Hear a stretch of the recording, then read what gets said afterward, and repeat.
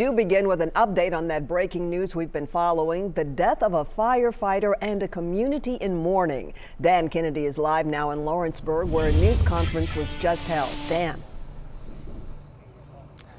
Vicki, we've just learned that firefighter Jason Dickey was an 11-year career veteran of the Lawrenceburg Fire Department, and he lost his life last night. This is a small, close-knit fire department, about 24 firefighters.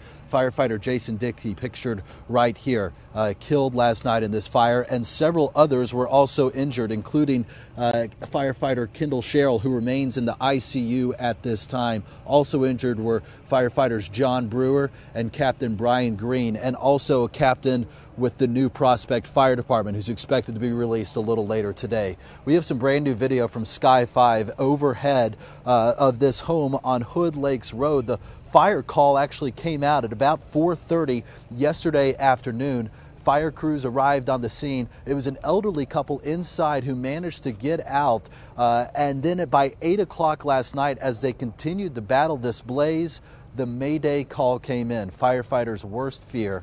Within 10 minutes later, we learned that a roof had collapsed, trapping several of those firefighters inside. Within 10 minutes later, they were extricated and taken to a hospital where firefighter Jason Dickey was pronounced dead and several others hospitalized. We talked to a man who helped rescue the elderly couple from that burning home, and in an emotional news conference that ended just minutes ago, we also heard from some of Jason's colleagues.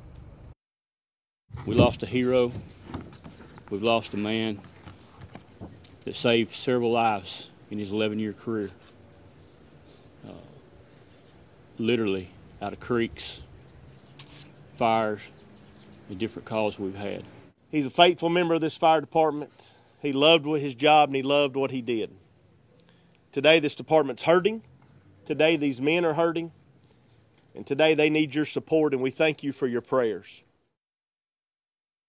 Firefighters are a tight-knit, family. They're all family. And that was one of their men that got lost last night, and they'll all feel that. And I hate it for them, and I hate it for the family for sure.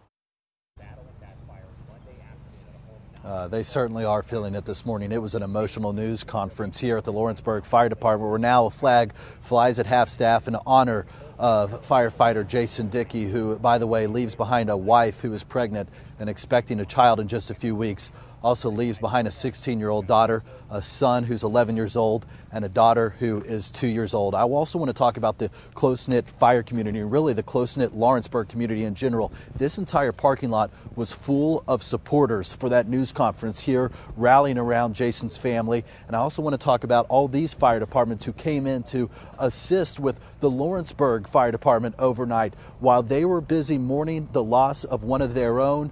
Firefighters from places like Spring Hill, Murfreesboro, Laverne, Rutherford County, you name it, all came in to help answer 911 calls that Lawrenceburg was unable to do overnight.